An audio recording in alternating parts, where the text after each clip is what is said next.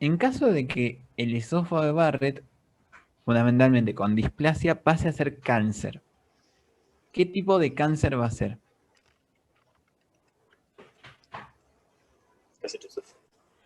Si Barrett se transforma en un cáncer, ¿en qué cáncer se va a transformar? El En un adenocarcinoma. adenocarcinoma. ¿Por qué adenocarcinoma? ¿Por qué carcinoma? Es maligno. Porque es del epitelio. Bien. ¿Y por qué adenocarcinoma? Las glándulas. Las células Epitelio glandular. canalizadoras. Perfecto. Las glándulas. Muy bien. ¿Se entiende la idea? El esófago normalmente no tiene glándulas. La única manera de que haya un adenocarcinoma dentro del esófago es Barrett, fundamentalmente con displasia. ¿Se entiende? Si nosotros evitamos el reflujo, vamos a evitar Barrett. Si evitamos Barrett, es menos probable que tengamos displasia. Y si evitamos el Barrett con displasia, vamos a estar evitando un cáncer, que es el adenocarcinoma de esófago.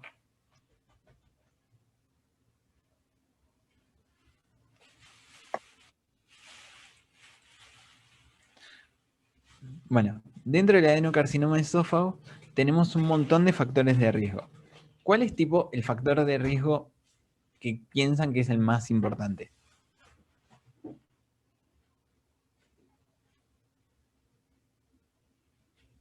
Tabaquismo, obesidad. Bueno, tabaco es importante, pero el más importante es Barrett. ¿Se entiende? Es ¿Sería el rarísimo. Tal cual. O sea, el reflujo sería el factor de riesgo más clínico, el Barrett, y la displasia sería el factor de riesgo más patológico, por decirlo de una manera, de anatomía patológica, pero básicamente, si no tenemos reflujo, ni Barrett, ni displasia, básicamente es muy raro de que alguien tenga adenocarcinoma de esófago. ¿Se entiende? El adenocarcinoma de esófago básicamente siempre se asienta sobre Barrett y más que nada Barrett con displasia. ¿En dónde está ubicado? ¿En qué lugar del esófago parece que está ubicado? En el tercio inferior. Bien, ¿y tiene sentido? Claro. Sí, porque es la parte que se produce reflujo. Tal cual, es la Donde parte está el donde más... esfínter. Tal cual, es donde está el esfínter esofágico inferior, donde más repercute el reflujo, donde más probabilidad de que se transforme en Barrett, donde más probabilidad de que el Barrett tenga displasia, por ende va a ser el lugar donde más probablemente aparezca el adenocarcinoma. ¿Se entiende? O sea, es lógico, si lo piensan 2 segundos. Che, el reflujo es abajo, el reflujo me da Barrett, me da displasia, entonces puede ser que me dé el adenocarcinoma. ¿Esto quiere decir que todas las personas con reflujo van a tener adenocarcinoma? No. No. O sea, es una cuestión de probabilidad. Si no tenés reflujo, es rarísimo que lo tengas. Y si tenés reflujo, bueno, como que te aumenta la probabilidad. Y si encima tenés Barrett, te aumenta más la probabilidad. Y si encima tenés Barrett con displasia, te aumenta más la probabilidad. ¿Dudas, preguntas, algo hasta acá? El reflujo es sumamente común, es tipo de todos los días. Y por suerte el adenocarcinoma de esófago se ve cada tanto, pero ni en pedos de todos los días, por suerte. Acá vemos lo mismo, una videoendoscopía digestiva alta, donde vemos toda esta masa. Acá claramente no podemos distinguir, pero en realidad estamos casi al final del esófago. Bien, ¿hay otros factores de riesgo? Sí. Personas de sexo masculino de más de 50 años son 2 factores de riesgo que básicamente se repiten en todo el tubo digestivo. Los tumores malignos de básicamente todo el tubo digestivo son mucho más frecuentes en personas de más de 50 años y de sexo masculino.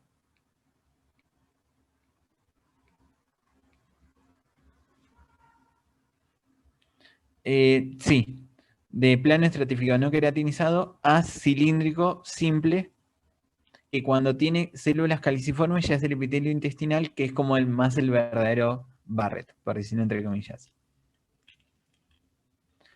Bien,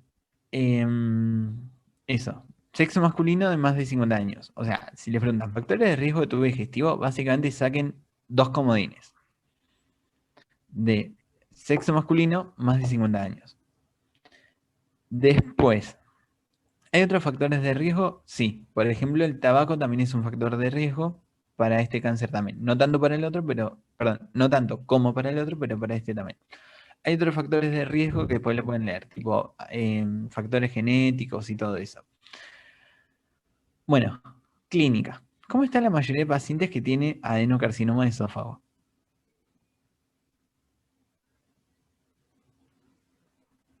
Pierde peso. Bueno, uno de los primeros Sí, síntomas que va a tener es la pérdida de peso, es uno de los síntomas primeros que va a tener. También puede ser que tenga disfagia, tal cual, pero eso es muy tardío.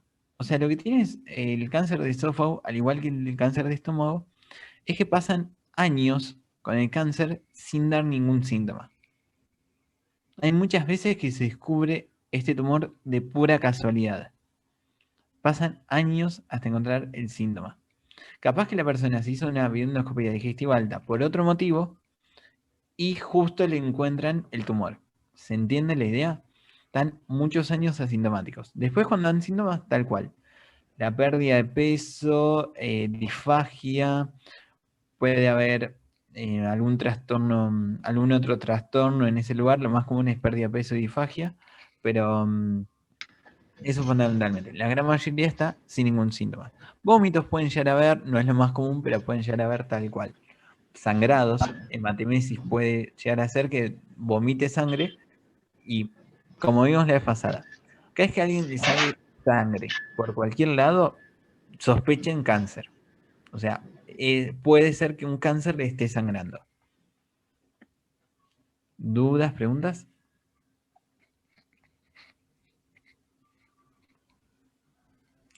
La verdad que no sé lo del reflujo fisiológico. Después lo puedo buscar. Después esa misma pregunta, si querés, plantearla en el banco de dudas todo.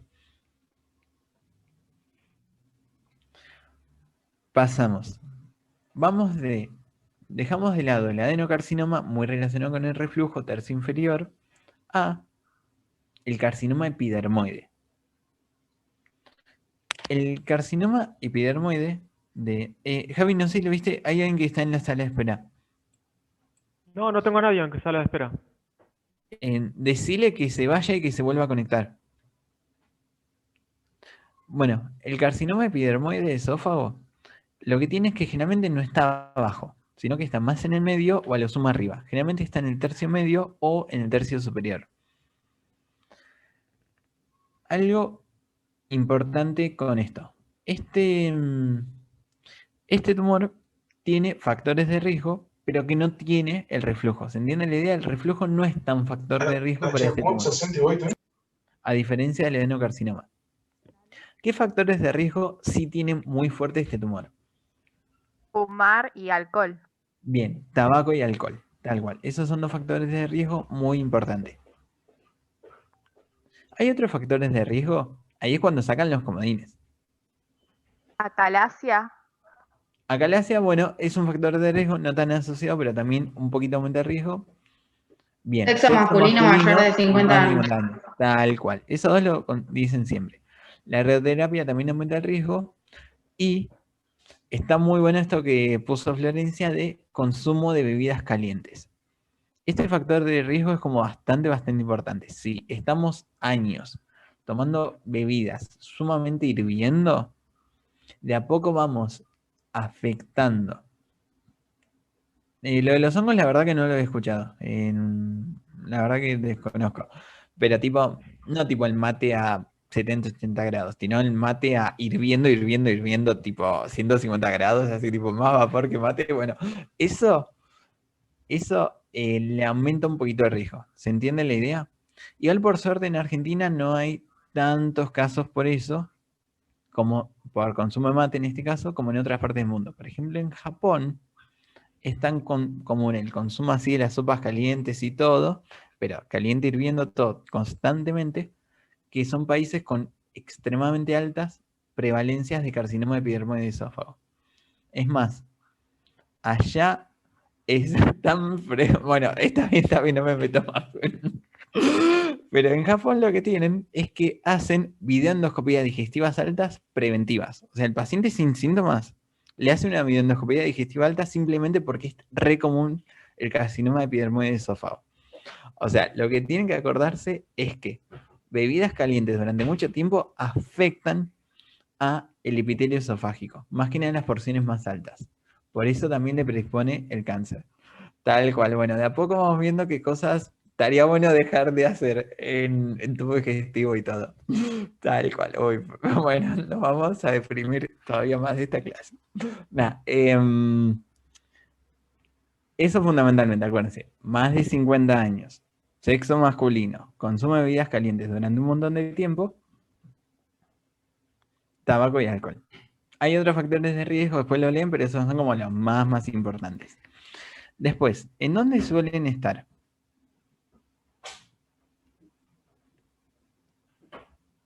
En el tercio superior. Bien, más que nada en el tercio medio o a lo sumo en el tercio superior, no tanto en el inferior. ¿Y qué clínica tienen los pacientes? Si afecta el tercio superior, puede ser que tiene como una voz ronca, porque puede afectar al nervio laríngeo recurrente. Bueno, perfecto. Puede ser que genere disfonía, todo. También puede generar disfagia, también puede generar pérdida de peso, todo. Pero, ¿cuál es lo más común? Que tenga Puede tos. ser que tenga tos, no es lo más común, pero puede ser. Hemorragias tal cual, hematemesis también, pero también son silentes. También este tumor, cualquier tumor de esófago, cualquier cáncer de esófago, al igual que en cáncer de estómago, están años asintomáticos. La persona tiene el cáncer y no da síntomas. Por eso en Japón, sin síntomas, ya te meten la videoendoscopía digestiva alta. ¿Dudas, preguntas? Obviamente, si dice que le cuesta deglutir, o dice el paciente dice, che, yo antes comía de todo y ahora los sólidos, tipo el churrasco no lo puedo comer tan bien como antes. Las sopas las puedo seguir tomando, el mate lo puedo seguir tomando, el yogur lo puedo seguir tomando, pero así lo más sólido me cuesta mucho. Porque es una disfagia selectiva para los sólidos, en un primer momento.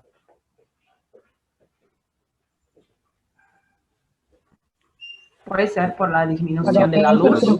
Bien, perfecto, porque es algo bien mecánico, no es algo funcional, es algo mecánico, es un tumor que te está obstruyendo la luz, tal cual.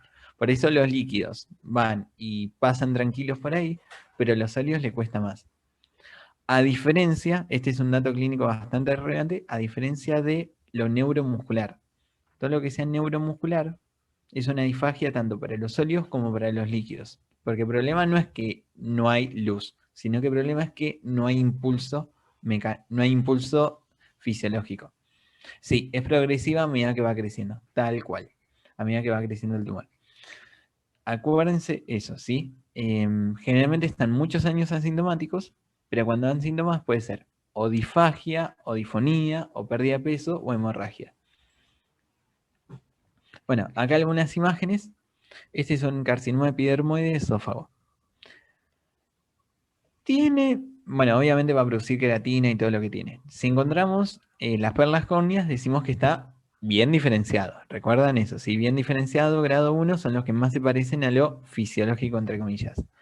En cambio, un adenocarcinoma de esófago, vamos a encontrar las glándulas todo, y lo vamos a ver bien diferenciado cuando encontremos bien las glándulas y todo. Obviamente cualquiera de los puede estar anaplásico. Bueno, preguntitas rápidas. 3 similitudes entre las dos neoplasias malignas de esófago principales, adenocarcinoma y epidermoide. 3 cosas en común. Son silentes. Son silentes, bien, años silentes. ¿Qué más? Hombre y mayores de 50 años. Bien, perfecto, me encantó. Bueno, a ver, vamos por más. ¿Alguna otra similitud? Esófago. Bueno, bien, ¿qué más?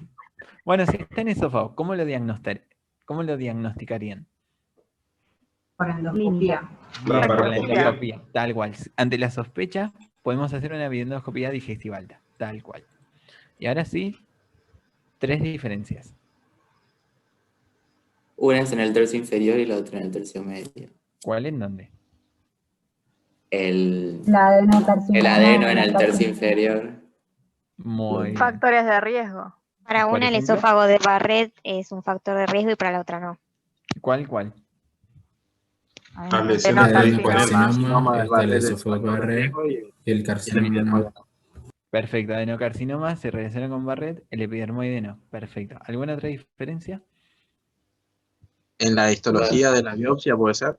Muy bien, en la histología de la biopsia, perfecto, muy bien. ¿Alguna otra diferencia? Lo de las bebidas calientes. Bien, lo de las bebidas calientes, que es más que nada, ¿con cuál? Con el epidermoide. Perfecto, muy bien, excelente. Bueno, vienen bien, ¿eh? Pasamos de órgano. Vamos un poquito más para abajo. Vamos al estómago. Bueno, acá hay un caso clínico todo. No se preocupen, no sean problemas. Vamos con cuestiones muy generales de gastritis. ¿Qué es la gastritis? Un daño de la mucosa gástrica. Perfecto, la inflamación de la mucosa gástrica. Perfecto. Normalmente tenemos factores que nos predisponen al daño, como como la acidez o las enzimas peptídicas, todo, y tenemos factores que nos protegen. Entre ellos, mucho flujo sanguíneo, mucho bicarbonato, las secreciones en la superficie, todo. Después, esto después lo leen del Rubin, pero hay factores como que nos afectan mucho más y nos pueden generar gastritis. Por ejemplo, Helicobacter pylori yaenes, Helicobacter pylori yaenes, Helicobacter pylori yaenes son grandes factores que lesionan al estómago. Recordarán de fármaco 1. Parar el micrófono, por favor. Desactivo el audio porque no sé a quién ladra. Dale. Dale, ya está. Los factores predisponentes, recuerden del fármaco 1, los AINES, los antiinflamatorios, no esteroides, son una de las principales causas de daños en estómago. Tipo de daños en estómago, de alteraciones digestivas, pero fundamentalmente el estómago, los AINES lo hacen pelota. Lo mismo el Helicobacter pylori, que es una infección bacteriana y todo. Bueno, también hay otros como tabaco, alcohol, un montón de acidez o el reflujo también pueden llegar a dañar. Y también hay otros factores más que nos lesionan, más desde la parte más vascular, como por ejemplo la isquemia o el shock o los AINES. Los AINES recuerden que inhiben a todo lo que tiene que ver con las prostaglandinas y todo, por eso va a llegar menos flujo de sangre, por ende está menos protegido. ¿Se entiende la idea? Acuérdense, AINES y Helicobacter pylori, dos gigantescos factores de riesgo. Y bueno, si sigue todo, puede llegar a pasar una úlcera. Sí. Algo muy importante. Bueno, ahí voy. Voy primero con lo de la ansiedad. El tubo digestivo es extremadamente susceptible a todo lo que ocurre emocionalmente. O sea, el sistema nervioso está extremadamente vinculado con el tubo digestivo. Extremadamente. Es más, hay algunos autores que dicen que todo lo que es la inervación, el control muscular y de las secreciones del tubo digestivo sería casi como un tercer sistema nervioso. O sea, como que estaría el central, el periférico y el mentérico. O sea, es como súper zarpado. Por eso todo lo que tiene que ver con emociones, además de todo lo que repercute en la persona misma, al tubo digestivo le repercute un montonazo. Un montonazo, tal cual, tal cual. Nada, sepan que muchas veces las personas vienen por problemas digestivos, pero te dicen, che, hace una semana me separé de mi pareja, o hace una semana se murió un familiar, o algo por el estilo, o hace una semana perdí el empleo. O sea, como todo lo que ocurre a nivel más emocional repercute muchísimo en el cuerpo, en el tubo digestivo extremadamente. No se sabe muy bien con qué tiene que ver, hay muchos factores hormonales en juego, la verdad que no conozco tanto, el cortisol me imagino que tendrá un montón que ver, pero sí en la práctica clínica se ve constantemente. Después, por otro lado, lo de los AINES, lo repito un toque, los AINES lo que tienen es que inhiben a la COX. Entonces, al inhibir la COX, inhiben las prostaglandinas, que las prostaglandinas son como defensoras del estómago. Te vasodilatan en el estómago y hace que le llegue más flujo de sangre y con eso, nada, está como mucho más protegido y todo. Cualquier ayudante de fármaco lo va a decir extremadamente mejor que yo. Pero básicamente eso es como el concepto grande de por qué los AINES lesionan un montón a la mucosa gástrica. Y si se lesiona durante muchísimo tiempo de una forma muy fuerte, puede llegar a aparecer una úlcera. Creo que también iba por ese lado. La verdad que no recuerdo bien, pero me parece también. ¿Cuál es la diferencia entre úlcera y ulceración? Que no Uno pasaba pasa la la membrana basal. y el otro no. Bien, perfecto. Bueno, pasa esto. La ulceración no llega La a la muscular membrana de basal. la mucosa. Bien, perfecto. Es que depende Y en no dónde genera estemos. fibrosis. Bien, depende de dónde estemos, tal cual. Si estamos en la piel, el punto de corte es la membrana basal. Tipo, la ulceración llega hasta la membrana basal y no más que eso, y la úlcera ya sobrepasó la membrana basal de la epidermis, de la piel. Ahora bien, que estamos en tubo digestivo, el punto de corte es la muscular de la mucosa. Si afecta a la muscular de la mucosa, ya decimos que es úlcera. Si no la lleva a afectar, es ulceración. Por ejemplo, se me puede afectar la barrera mucosa, se me puede afectar el epitelio y todo lo que tiene con la lámina propia y todo de la mucosa, que eso puede ser una ulceración. Tipo, si el daño llegó hasta acá, es una ulceración. Pero si llegó hasta la muscular de la mucosa, ya decimos que es una úlcera. Eso siempre lo toman en pato 1. Quienes vayan al final de pato 1 es como un remil tip. En general la ulceración no genera tanta inflamación, porque la ulceración es un daño muy leve. No suele generar mucha cicatrización. Es más, no genera cicatrización la ulceración. Por ejemplo, yo voy, me rasco, entonces no es... La ulceración generalmente no genera inflamación. La úlcera sí, pero la ulceración generalmente no, porque es extremadamente superficial, extremadamente, entre comillas, banal. La úlcera, sí, porque la úlcera ya te indica un daño mucho más grave. Ahí sí, recontra, activa a la inflamación. Después cuando se regenere va a ser con mucha cicatrización y todo. Por ejemplo, yo voy y me rasco un poquito. ¿Eso me genera una úlcera? No, ni en pedo. Si yo me rasco un poco, no. Obviamente, si me rasco 24/7, sí, pero si me rasco un poco, no. Tal cual, los epitelios tal cual no están vascularizados, o sea, yo estoy destruyendo células, pero no estoy llegando a la membrana basal. En el caso de la piel, o acá, estoy destruyendo células y todo, pero no llego a la muscular de la mucosa.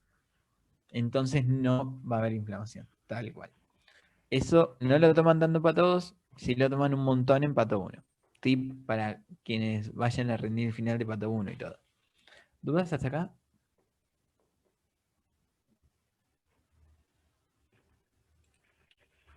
Bien. Acá hay una lista de un montón de enfermedades en donde hay una hipertrofia cardíaca o pólipos cardíacos. Lo que creo que se acuerden es que el pólipo más frecuente en el estómago es un pólipo hiperplásico.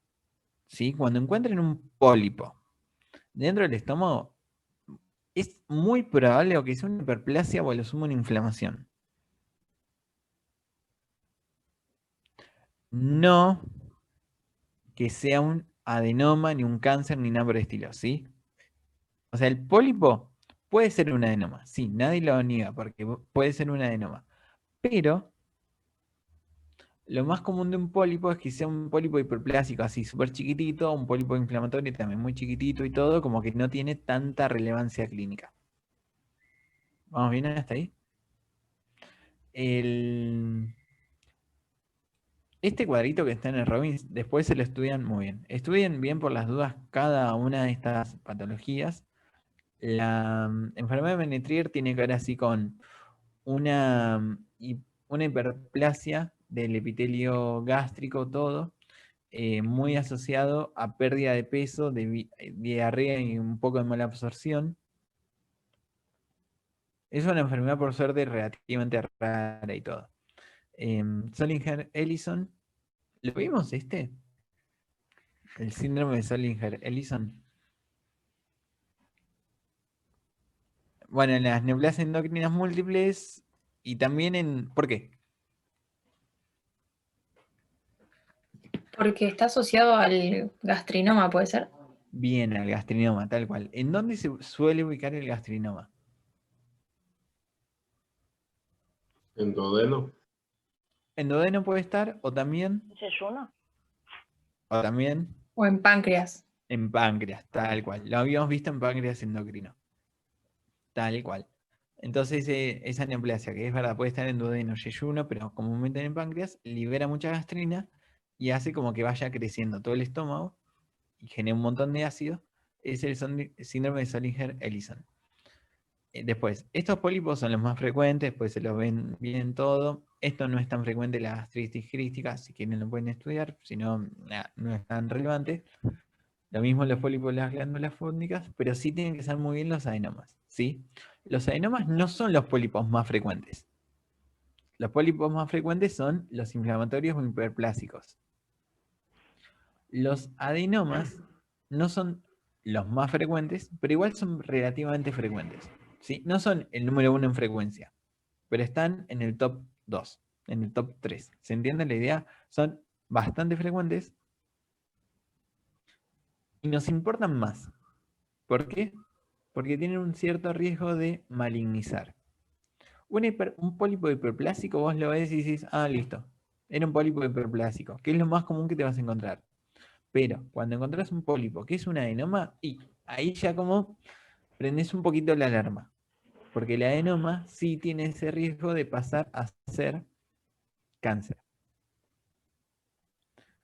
¿Cómo nos damos cuenta si un pólipo es una hiperplasia o un adenoma? Básicamente por la displasia. Un pólipo inflamatorio hiperplásico no tiene displasia, mientras que un adenoma sí tiene displasia. Por eso el adenoma, como tiene esa displasia, nos puede predisponer al adenocarcinoma gástrico.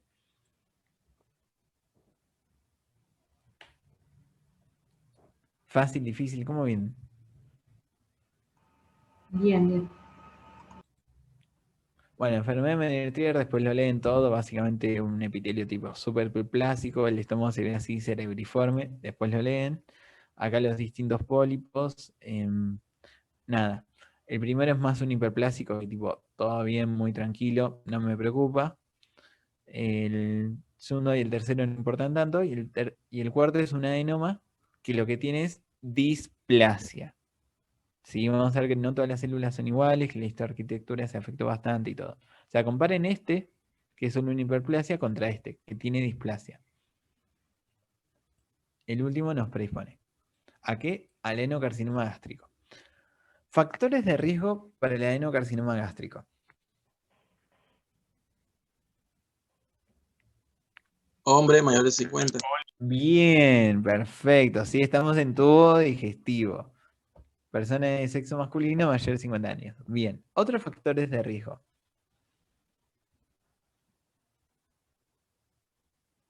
Bueno, la gastritis crónica es un factor de riesgo, bien. La enfermedad menetriar también es un factor de riesgo, pero hay otro que es mucho más importante. Helicobacter pylori también aumenta el riesgo, tal cual, es otro factor de riesgo importante. La úlcera más o menos. Un remanente gástrico. No tanto, más que nada, o sea, la lesión precursora es el adenoma, tal cual, la lesión precursora es el adenoma. Y dentro de los factores de riesgo tenemos, por ejemplo, la gastritis crónica, el tabaco, el alcohol. Pero un factor de riesgo que se descubrió bastante recientemente, que es muy importante, la dieta. Comida. Tal cual. Las comidas con un montón de esos compuestos más nitrogenados, tipo los embutidos, las salchichas, los fiambres, todo eso, tiene un montón de algunos tipos de aminas que al estómago lo hacen pelota. Tipo, lo afectan un montón, hacen que le salgan cada vez más adenomas y eso predispone al adenocarcinoma. O sea, ya van viendo como los factores como riquísimos, muy cotidianos y todo, pero bueno, como que hay que tratar de a poquito de ir evitando porque van predisponiendo lamentablemente, tristemente predisponen al cáncer, tristemente. Por eso hay que tener muy cuidado, mucho cuidado. Lo de... Bueno, ya mencionamos varias veces al alcohol, ¿eh? Yo ya dije alcohol un montón de veces, todo. El chori y el vino. Bueno, pero la cuestión es... después alguien ahí había preguntado alguna cirugía, olvídense eso, de una cirugía de birros tipo 2, la van a ver cirugía. Por ahora no se preocupen, para nada. Tal cual. Bueno, vayan acordándose de esos factores de riesgo y todo. Bueno, cuando hablamos de adenocarcinoma gástrico, tenemos dos tipos. Tenemos el tipo intestinal y el tipo difuso. El tipo intestinal es el que sale así como una masa, más así como, obviamente, no tiene los bordes bien delimitados, pero es una masa que vos identificás dónde estás. Es una masa que vos la estás viendo ahí como una masa. No es que afecta a todo el estómago, sino que es un adenocarcinoma que salió de un adenoma y que va creciendo y todo. Nah, ni pedo. Bueno, ese es el adenocarcinoma gástrico, de tipo intestinal. Se puede llegar a ulcerar. Forma un montón de glándulas y todo muy normalmente. En cambio, una cosa, tip pato 1. Tip pato 1. Una úlcera normal tiene el fondo limpio. Tipo, tiene los bordes bien delimitados y todo. Puede tener inflamación, lo que sea, pero tiene el fondo más limpio, bien delimitado. Un cáncer ulcerado, por el contrario, tiene un fondo más sucio. Por ejemplo, este es un adenocarcinoma gástrico de tipo intestinal con una úlcera que donde la vemos como más sucia. No es tan pura como la úlcera normal, sino que este es un carcinoma ulcerado. ¿Sí? Con un fondo más sucio, con coloraciones más heterogéneas y todo. Como que no nos gusta tanto esta úlcera. ¿Por qué? Porque en realidad es un cáncer que se ulceró. Ese era el tipo intestinal. Y el tipo difuso, que lo suelen tomar... el intestinal es más frecuente. El difuso no es tan frecuente, pero lo que tiene el difuso es que es mucho más grave y lo que tiene es que va infiltrando a lo largo de toda la pared gástrica. ¿Sí? Va infiltrando a lo largo de toda la pared gástrica. No es que se queda delimitado en una zona, sino que el difuso se llama así porque va el tumor y va como diseminando a lo largo de toda la pared gástrica. Hace que ese estómago se afecte bastante su espesor, su estructura, su consistencia pasa a ser un poco más dura. Por eso, macroscópicamente, y acá viene el dato choice, macroscópicamente, el adenocarcinoma gástrico de tipo difuso, macroscópicamente se denomina linitis, con L, linitis plástica, o esta cosa que tenemos acá, que es una bota de cuero. Donde antes se tomaba fundamentalmente vino y todo, esta es la bota de cuero, ¿por qué? Porque el estómago se empieza a parecer a esto. Tiene como si fuera la forma del estómago, pero con esa consistencia más dura y todo. ¿Por qué? Porque el difuso no se queda así como, por decir una manera, delimitado a un sector, sino que el difuso se difunde por toda la pared. Las células cancerosas van a estar a lo largo de toda la mucosa e incluso mucho más invadiendo. Por eso el difuso, no el intestinal, el difuso es linitis plástica o bota de cuero en la macroscopía. Eso lo preguntan siempre. Me acuerdo que cuando cursé Pato 2, yo la cursé en el Santoyán y todo. Cuando la cursé Pato 2, tomaron eso. Siempre lo toman. Es tipo pregunta clásica de tubo digestivo, linitis plástica. Es menos frecuente que el otro, tal cual. Los adenocarcinomas son las neoplasias malignas de estómago más frecuentes de todas, a la cabeza viene intestinal y en segundo lugar el difuso. Y tiene estas células en anillo de sello. Quien tiene citoplasma así más claro y todo, como que va empujando el núcleo a un extremo. Y lo que tienen acá es que van a secretar un montón de mucina. Dato de color, después lo leen todo. Sí, o sea, esa descripción de linitis plástica, bota de cuero, es como bastante característica del difuso.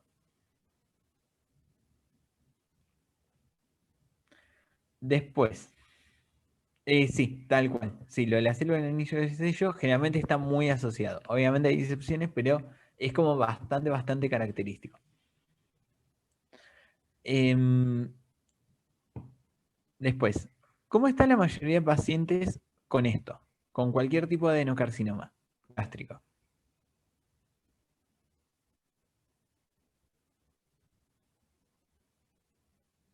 ¿Qué síntomas tiene? No es asintomático como los Bien, otros. asintomático, tal cual. Es decir, tubo digestivo, un montón de tumores son asintomáticos. Van a estar años sin síntomas. La persona puede tener cáncer de esófago, cáncer de estómago, cáncer de colon, y pueden pasar años sin que lo sepa. ¿Se entiende la idea? O sea, son tumores silenciosos. Pueden pasar un montón de tiempo sin presentar ningún síntoma. Y cuando presentan los síntomas puede ser pérdida de peso, No hematemesis. tenía un signo paraneoplásico, que era queratosis seborreica múltiple, me parece. Sí, no me acuerdo si puntualmente era este, pero sí.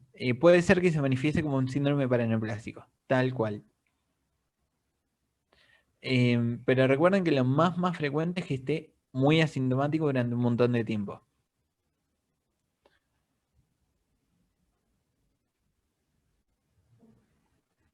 Sí y no, o sea, esto de que la alimentación está asociada, pero no, por más de que esté todo el tiempo comiendo picadas y salchichas, puede ser que no lo tenga. O sea, tengo entendido que no está recomendado una endoscopia digestiva alta, por más de los hábitos alimentarios de la persona. Yo tengo una duda. Lo del síndrome paraneoplásico, ¿es esto o la queratosis seborreica? La verdad que no recuerdo. Después pregúntenlo en el banco de dudas. Perfecto, gracias. Después en mujeres con 30 años, o sea, eso es mucho menos frecuente. Es mucho menos frecuente que una persona de sexo femenino de menos de 30 años lo tenga. O sea, si lo tiene, muy probablemente haya que buscar algún factor de riesgo muy asociado, no sé, por ejemplo, tuvo un linfoma, entonces le hicieron radioterapia. Bueno, entonces esa radioterapia predispone al cáncer. Como que habría que tratar de buscar eso. O sea, ni en pedo la población general, sexo femenino de 30 años suele tener este tumor. Ni en pedo. Tiene que tener como demasiados factores predisponentes y todo. Obviamente, puede ocurrir, sí puede ocurrir, pero ni en pedo es más frecuente. Cualquier duda que vaya quedando sin contestar, anótensela y recuerden después anotarla en el banco de dudas. Pregunta, ¿seguimos ahora o hacemos un corte de 5 minutos? Decidan. Bueno, corte de... A las 8 a volvemos las a 8 empezar. retomamos. Tal A cual, las 20. a las 8 retomamos. Dale, Antes dale. del corte.